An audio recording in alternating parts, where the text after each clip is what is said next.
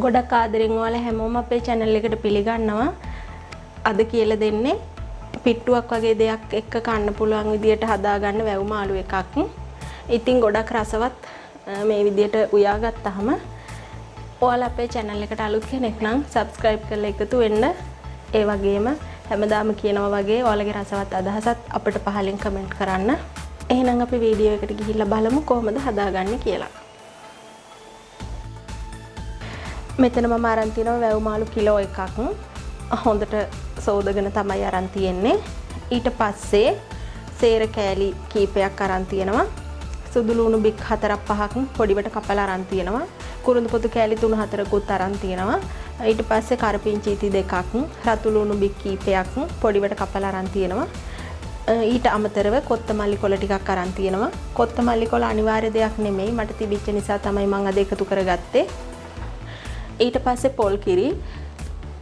මෙතන තියෙන උකු පොල් කිරි. මම මෙතන අද හොදි එකක් තමයි හදන්නේ පිට්ටු කණ්ඩ. ඒ නිසා හොදි ටිකක් වැඩිපුර ඕන නිසා පොල් කිරි අරන් තියෙනවා. ඊට පස්සේ මිරිස් කුඩු, උළුහාල් ටිකක් රත් කරලා කුඩු කොටලා තියෙනවා භාගෙට කෙටෙන්න. ඊට පස්සේ අරන් තියෙනවා සියඹලා බොර. සියඹලා බොර හදාගෙන තියෙන්නේ සියඹලා බික් 7-8ක් විතර අරගෙන මේ මාළු ටිකට සෑහෙන තරමට අරගෙන වතුර චුට්ටක් දාලා පෙඟුනට පස්සේ ඇට ටික අයින් කරගන්නවා. එහෙම තමයි සියඹලා බොර එක හදාගන්නේ.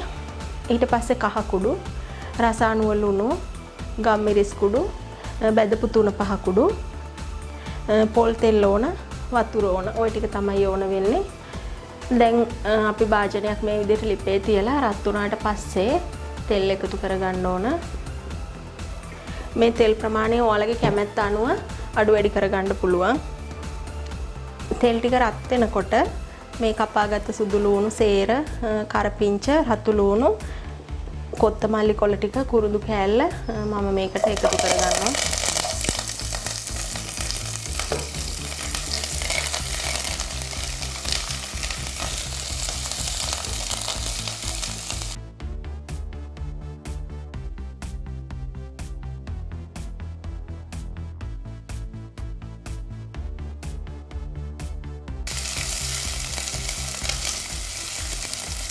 ඊට පස්සේ මේක පොඩ්ඩක් මේ විදිහට මැලවෙන අතරතුරේ ලිපේ ගින්දර අඩු කරගෙන අපි 3-5 වර්ග ටික එකතු කරගමු.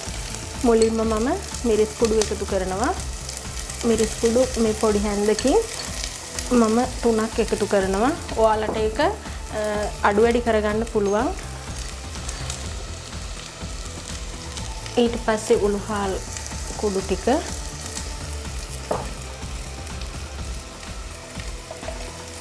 කහ කුඩු තේ හැඳි භාගයක්,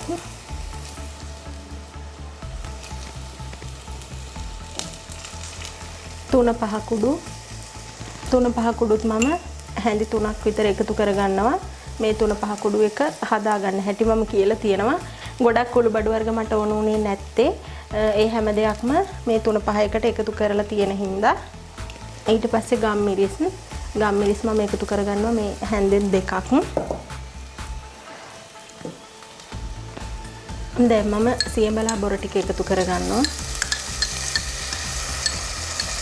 මම මේ එකතු කරගත්තේ තම්බපු සියඹලා. ඒ නිසා තමයි කළු පාටට හුරුව තියෙන්නේ. තම්බලා නැති සියඹලා එකතු කරගන්නවා නම් මේ තරම් කළු පාට නැහැ. රතු පාටට, ගුරු පාටට හුරුව තමයි තියෙන්නේ. දැන් මම මාළු ටිකත් එකතු කරගන්නවා.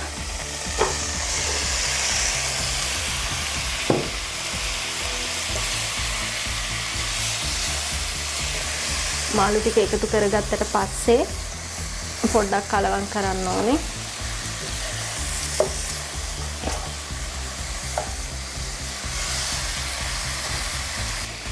දැන් මම ලුණු ටික එකතු කරගන්නවා. ලුණුත් හරියටම ප්‍රමාණයක් නෙමෙයි, ඔයාලගේ රස අනුව එකතු කරගන්න පුළුවන්. ඊට පස්සේ මම වතුර එකතු කරනවා. වතුර ওই විදිහට එකතු කරගත්තට පස්සේ ලිපේ ගින්දර වැඩි කරගෙන උයා ගන්න ඕනේ.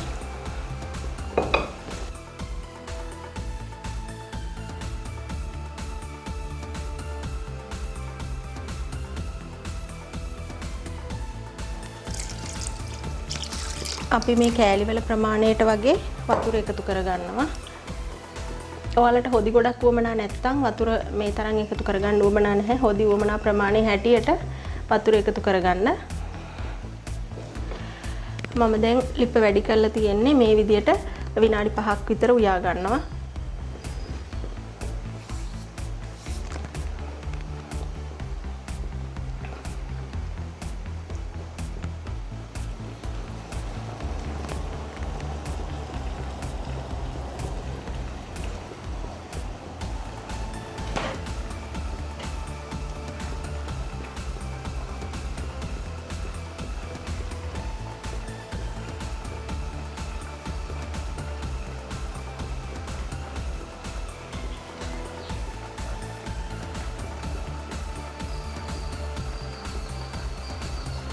මේ විදියට මාළු එක නටාගෙන එනකොට අපි තව චුට්ටක් මෙහෙම හොලවමු.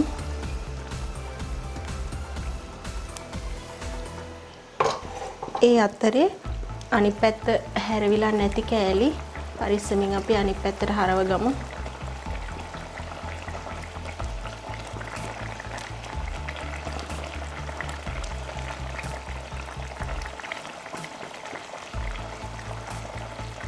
මේක වහලා උයන්නත් පුළුවනි.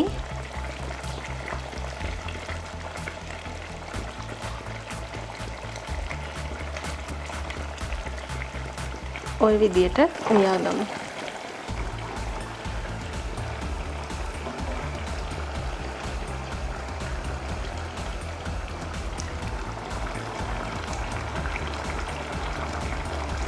දැන් අපේ හොදියක ලිපේ තියලා විනාඩි 5ක් විතර ගිහින් තියෙන්නේ.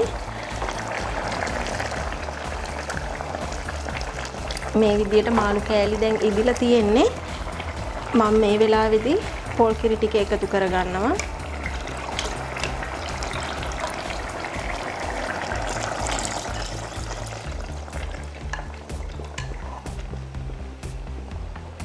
ওই විදියට පොල් කිරි එකතු කරගත්තම මම මේක කුරක්කන් පිට්ටු එකක් කන්න තමයි හදාගන්නේ. ඒ නිසා තමයි හොදි ටිකක් වැඩිපුර අරන් තියෙන්නේ.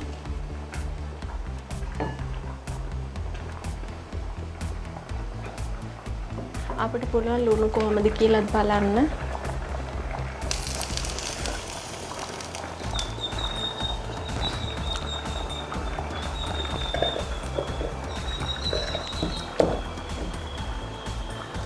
මම තව ලුණු චුට්ටක් එකතු කරගන්නවා.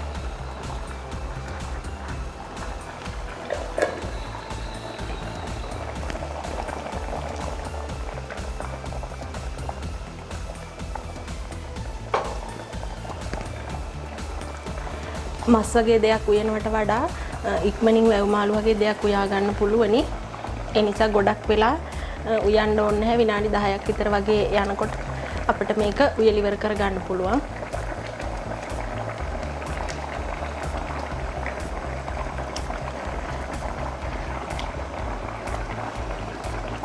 දැන් ඔන්න හොඳට හැම පැත්තෙම හොද්ද නටාගෙන එනවා. අපේ වැව් මාළු කෑලිත් හොඳට ඉදිලා තියෙන්නේ. මම ලිප ඕෆ් කරගන්නවා. ඔයාලත් මේ වගේ රසවත් වැව් මාළු එකක් හදා ගන්න. එහෙනම් අපි මේ වගේම තවත් අලුත් වීඩියෝ එකකින් ආයෙ හමු වෙමු.